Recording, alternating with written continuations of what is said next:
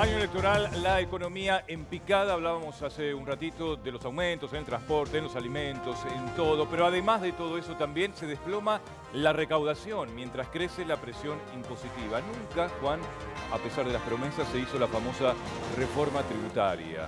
Sí, Nunca. Y Argentina es uno de los países que más presión tributaria tiene. Sí, ni hablar. A ver, y cuando se presentó el presupuesto de este año, Gustavo, justamente fue una especie de reforma tributaria, pero al revés de la esperada, porque se aumentaron los impuestos en lugar de bajarlos. Recordá que el ministro de Duhovne dio una conferencia de prensa en plena crisis diciendo que aumentaban las retenciones a las exportaciones, tanto de productos primarios como de productos industriales, y luego se sumaron los servicios. Bueno, vos decís, mayor presión impositiva, la recaudación va a crecer. No, la caída del consumo fue tan grande que ya la recaudación volvió a mostrar una caída. En términos reales, es decir, la recaudación comparada contra la inflación cayó 10,2% durante el último mes, y acá los economistas liberales están que arden, ¿no? Justamente porque es su teoría. Subir los impuestos no significa que vos tengas mayor recaudación. ¿Y cuál es el problema? Bueno, el problema es que vos tenés firmado un acuerdo con el Fondo Monetario Internacional que dice que para este año tiene que ser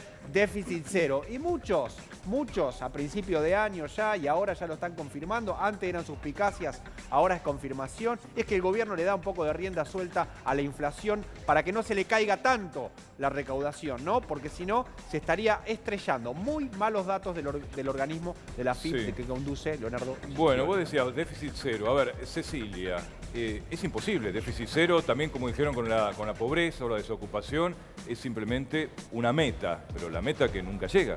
Sí, es una meta. En principio, como para hablar un poquito de esto, de lo de la recaudación, efectivamente, cuando nosotros vemos cómo se compuso esa recaudación, justamente lo que fue los impuestos al consumo, el IVA o bienes personales y a la ganancia, que es todo lo que genera, o sea, empleo y producción, son los que registran caídas y compensan un poquito los aumentos a las retenciones tanto a los bienes industriales, a la industria, como al sector agropecuario, ¿no?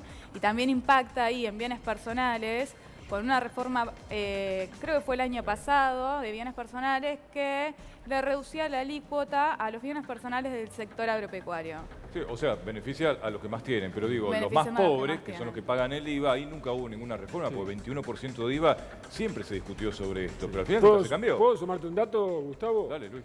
Respecto a una promesa del presidente Macri en campaña, eliminar el impuesto al sueldo, impuesto a los ingresos, desde 2016 a la fecha aumentó en un 66,4% la cantidad de gente que tributa este gravamen en un escenario laboral complicado, porque lo decía la economista, a esto también hay que tener en cuenta la cantidad de empleo registrado que Claro. se perdió. Sí, Claro, sí, se perdieron 260.000 puestos de trabajo registrados. Y Leandro Sí. Cuccioli, el titular de la FIP, dio ayer una conferencia para presentar los números, y como bien se dice acá, los números que más preocupan son la recaudación por IVA y la recaudación principalmente que tiene que ver con la seguridad social, porque cayó Claro. mucho el empleo registrado, ¿no? Ahora, está bien, estamos hablando del impuesto al salario, como dice Luis, o el impuesto a las ganancias, digamos, pero a ver, también el tema del golpe fuerte a las pymes, ¿no? Porque digo, al haber tanta presión impositiva, hay muchas pymes, todos los días, ¿cuánto era el cálculo? Tres empresas que entraban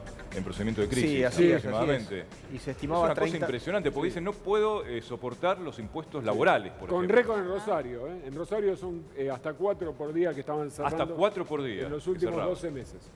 Y fábricas que cierran son fábricas que no producen y que no pagan impuestos también, ¿no? Entonces te va a afectar a la recaudación. Y otra cuestión muy vinculada al déficit cero fue como, ¿no?, el dolarizar todos los precios de la economía, que ante un impacto del tipo de cambio te repercute, como por ejemplo, el gobierno cuando dijo déficit cero, dijo lo primero lo que vamos a hacer, o el grueso para llegar al déficit cero, es reducir los subsidios económicos, como el valor del gas, de la electricidad y demás se forman con el petróleo y el precio del petróleo sube. los subsidios económicos no se están pudiendo reducir justamente por el aumento de los costos. Así es un factor Entonces, Me parece algo muy técnico, pero haber traducido, Juan. No, quiere decir que, a ver, el petróleo tiene una cotización internacional, la energía tiene una cotización internacional, y como ha subido tanto el dólar y ese valor está en dólares, como bien dijo el año pasado, a ver, el dólar se duplicó el precio. El gobierno esperaba poder bajar los subsidios para cumplir con el déficit cero, y los subsidios están concentrados principalmente en energía y transporte público, pero como saltó tanto el dólar y el precio de esos productos está en dólares, los subsidios no los pudo reducir. Claro, hay más una decisión política que económica. Ahí, digamos, la decisión política del rumbo de confirmarlo, digamos, te afecta directamente a las cifras y estadísticas que comentás a diario. Sí, pero no podés reducir los subsidios de la manera que vos pensaste, principalmente por la gran devaluación que hubo. A pesar de los tarifazos. Claro. Una pregunta para la gente que está en la casa, que se le hace cada vez más complicado, no te digo pagar el colegio o alguna salida, ya directamente complicado comer. ¿Es importante la incidencia del IVA a los productos de la canasta básica? Es decir, ¿no se le puede sacar el IVA a esos productos para de alguna manera darle un poco de aire a la clase media y a la clase baja? Cecilia. De hecho, igualmente poner la leche tributa un 14%. Hay impuestos que son para los productos básicos que el IVA se reduce. Igualmente puede hacerse más progresivo, obviamente se puede avanzar en esa línea, que creo que sería una decisión muy acertada, sobre todo porque el IVA es el impuesto más regresivo al afectar a toda la población de la misma forma, ¿no? ¿Y esos números inciden en la recaudación o incidirían? ¿Notablemente se vería reflejado? Y sí, probablemente incidirían en la recaudación. Bueno, de hecho, el impuesto al sueldo, más allá de la decisión política y la promesa no cumplida, lo que puede afectar es el volumen de ingreso de recaudación. Claro. Y allí por eso la decisión de preferir seguir cobrándolo a asumir una promesa electoral. A ver, hoy el gobierno está rascando la olla. Claro. Cualquier cosa que le afecte la recaudación impositiva te va a decir que no.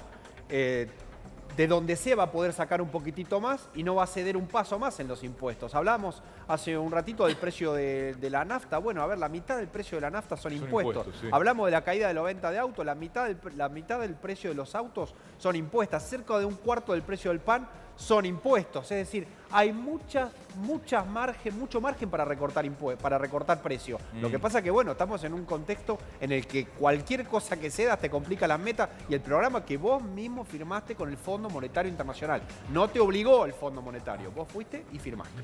Bueno, a ver, no hablemos de comprar un auto, de comprar una casa. Como decía Germán recién, la comida, y ni siquiera la comida, tomar un mate. El mate. Ya nos sacan hasta el mate. A ver, mirá lo que aumentó la yerba. ¿En cuánto tiempo? A ver, esto fue una resolución que se publicó el lunes en el boletín oficial. Sí, o sea, autorizado por el gobierno. Sí, tiene que ver con un reclamo que hacían los productores. Sí, los productores de yerba, que le estaban también pagando muy poco los tareferos y lo que hacen la molienda gruesa de la yerba, y que lograron un aumento. Ahora, ¿de cuánto fue ese aumento? Y fue más de 30%.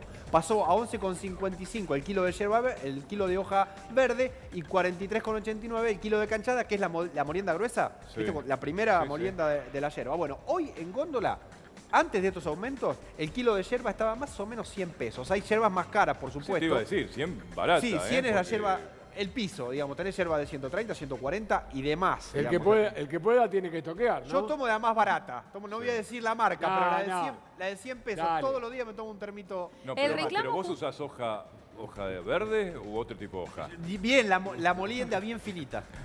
¿Saben qué es lo que tienen que hacer ahora? Poner la yerba a secar al sol, claro. Bueno, claro. Pero quería agregar un comentario más. Justamente esa es una postal durísima de la Argentina. Claro. Porque en muchos hogares, forma parte de la letra de un tango, pero en muchos hogares en la crisis de los 80 también o los pañales de tela.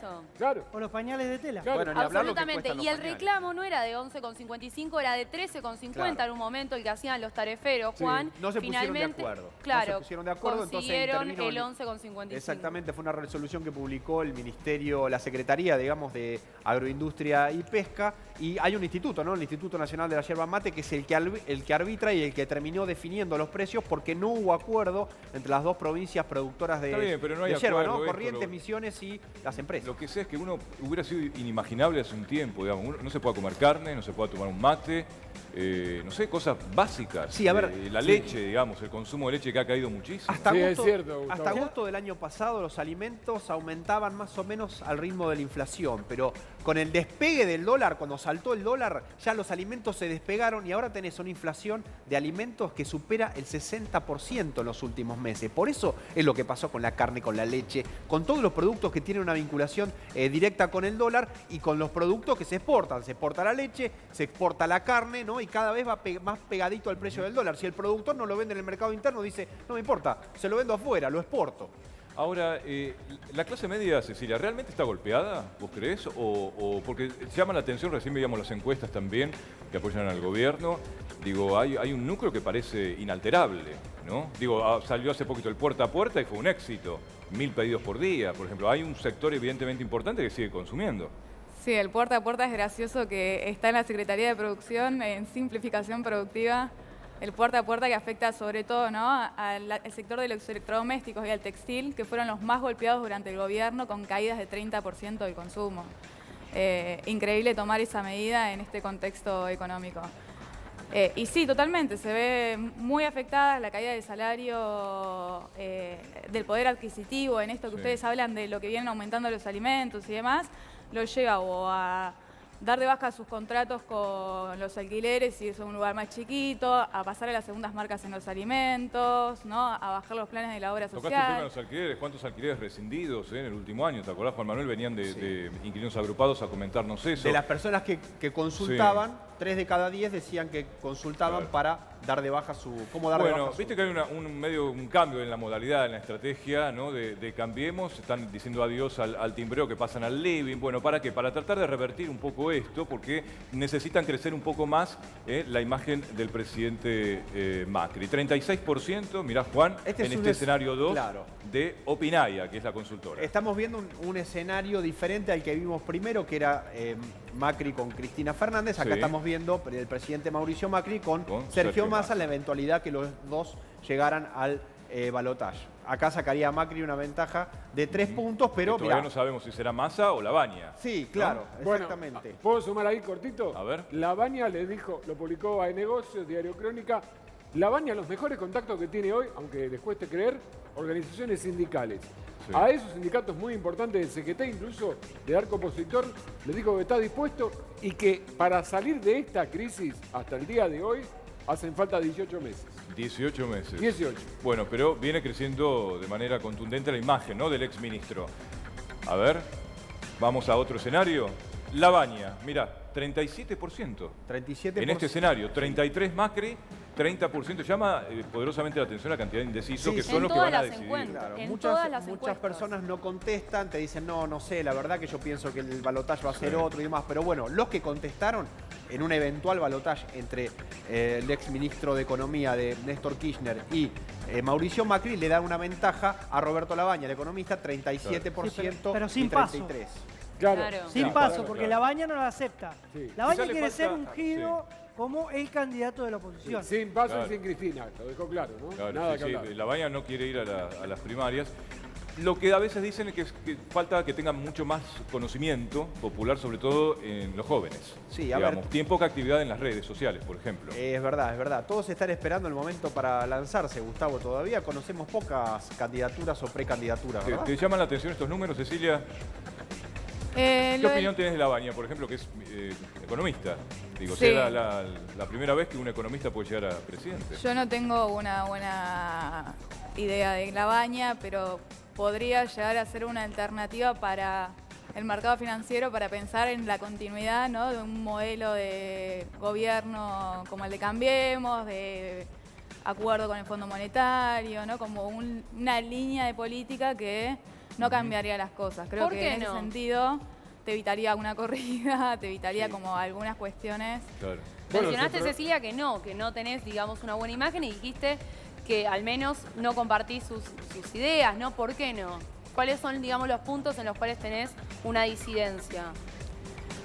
Yo voy más por el lado de una economía basada en la industria, con inclusión social, más adecuada a lo que fue con el gobierno anterior, pero esto es como una postura mía que excede lo que sucede. Después siempre hay cosas para corregir, ¿no? Como el calentamiento de la economía, desarrollo y demás, pero no representaría mis ideas. Bueno, la Baña, digamos, en el único, digamos, cara y seca que tuvo con los sindicatos, donde no gustó, es con los aeronáuticos, porque justamente, como decía Cecilia, se mostró a favor de los nuevos modelos, ¿no? Sí. Low Bueno, cost, pero fue flexibilización. el único que logró el famoso superávit gemelo. También la Baña, hay que reconocérselo. Sí, La verdad que... Si vos lees los informes que dan vuelta Claro. por el mercado, por la City, entre los operadores, te dicen 1000 veces que prefieren a la Baña que a Cristina Fernández. ¿Por qué? Porque te dicen la Baña no va a ir a un default, va a renegociar como renegoció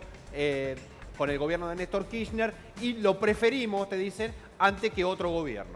Tal cual. Bueno, al final, como empezamos, y lo dijiste vos, Cecilia, me quedo con esa frase, no va a ser un voto económico el de este año, sino más ideológico, o más apostando a la no corrupción o a la infraestructura, que es el caballito de batalla de Cambiemos. Cecilia, gracias por habernos acompañado hoy.